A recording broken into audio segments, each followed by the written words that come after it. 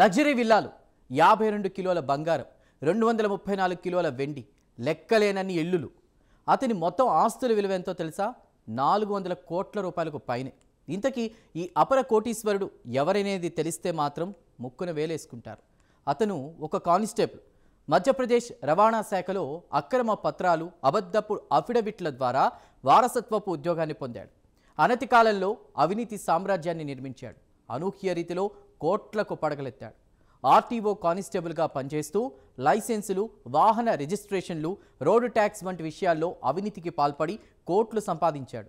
ఆ శాఖలో corruption king అయ్యాడు.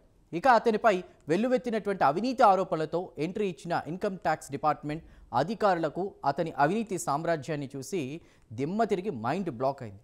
తవ్వుతున్న కొద్దీ బయటపడినటువంటి కానిస్టేబుల్ ఆస్తులను చూసి ఆశ్చర్యపోయారు. దుబాయ్లో 150 కోట్ల విలువ చేసే లగ్జరీ విల్లాను కూడగట్టడం చూసి షాక్ అయ్యారు. అయితే అక్రమాస్తులు ఒక్కొక్కటి బయటపడుతున్నప్పుడల్లా కానిస్టేబుల్ సోషల్ మీడియాలో వైరల్ అవుతున్నాడు. ఇక ఆ కరప్షన్ కింగ్ పేరు సౌరభ్ శర్మ. అతని అక్రమాస్తుల కారణంగా మరోసారి సోషల్ మీడియాలో వైరల్ అవుతున్నాడు. మధ్యప్రదేశ్ ట్రాన్స్పోర్ట్ డిపార్ట్మెంట్లో ఆర్టీఓ కానిస్టేబుల్గా 2015లో జాబ్లో జాయిన్ అయ్యాడు సౌరభ్ శర్మ. తన తండ్రి మరణించడంతో ఈ ఉద్యోగం అతనికి వచ్చింది. 28,000 రూపాయల జీతం అందుకునేటువంటి ఆయన 2023లో వాలంటరీ రిటైర్మెంట్ తీసుకున్నాడు.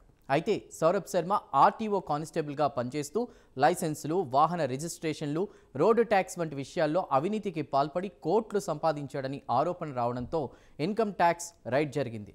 52 కేజీల బంగారం, 234 కిలోల వెండి, 14 కోట్ల క్యాష్, 150 కోట్ల విలువైన దుబాయ్ విల్లా, గ్వాలియర్, భోపాల్లో ఇళ్లు వంటివి గుర్తించారు. ఇక ఇలా ఉంటే శర్మ ఇంకా అతని తల్లి ఉమా శర్మ అఫిడవిట్లో అబద్ధం చెప్పారు. రవాణా శాఖ అధికారులు ఫిర్యాదు చేశారు. దీనిపై విచారణ జరుగుతుందని పోలీసులు అంటున్నారు. అయితే ప్రభుత్వ వైద్యుడైన తండ్రి మరణించిన తర్వాత 2015లో సౌరభ్ శర్మ ఆ శాఖలో కారుణ్య ప్రాతిపదికన ఉద్యోగం పొందినప్పుడు తల్లి మరియు కొడుకు అఫిడవిట్ సమర్పించారు. అందులో సౌరభ్ అన్నయ్య ఛత్తీస్గఢ్ ప్రభుత్వ ఉద్యోగి అనేటువంటి విషయాన్ని దాచిపెట్టి తమ కుటుంబంలో ఎవరూ ప్రభుత్వ ఉద్యోగంలో లేరని వారు పేర్కొన్నారు. దీంతో సౌరభ్తో పాటు అతని తల్లిపై సిరోల్ పోలీస్ స్టేషన్లో మోసం చేసి ప్రభుత్వ ఉద్యోగం సంపాదించినందుకు కేసు నమోదైంది. శర్మ 2015 నుండి 2023లో స్వచ్ఛంద పదవి విరమణ చేసే వరకు రవాణా శాఖలో కానిస్టేబుల్గా పనిచేయగా లోకాయుక్త పోలీసులు వివిధ ప్రదేశాల్లో అతనితో సంబంధం ఉన్న స్థలాలపై దాడి చేసి దాదాపు 8 కోట్ల విలువైన ఆస్తులను స్వాధీనం చేసుకున్నారు. వాటిలో 2,87,00,000 నగదు మరియు విలువైన లోహాలు కూడా ఉన్నాయి. దీంతో పాటు భోపాల్ శివార్లలో ఒక కారు నుండి 10 కోట్లకు పైగా నగదుతో పాటు 50 కిలోల బంగారాన్ని ఐటీ శాఖ స్వాధీనం చేసుకుంది.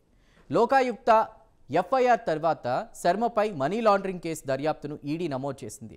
వివిధ ప్రదేశాల్లో ల్యాప్టాప్లు మరియు కంప్యూటర్ల నుండి ఆర్థిక పత్రాలు, ఆస్తులు మరియు ఎలక్ట్రానిక్ డేటాను ఈడీ స్వాధీనం చేసుకుంది. అయితే శర్మ తన తల్లి, భార్య, వదిన, సన్నిహితురాలు చేతన్ గౌడ్, శరత్ జైస్వాల్ పేర్లతో పాఠశాల మరియు హోటల్ను స్థాపించడం వంటి అవినీతి మార్గాల ద్వారా సంపదను కూడబెట్టారని అధికారులు ఆరోపిస్తున్నారు.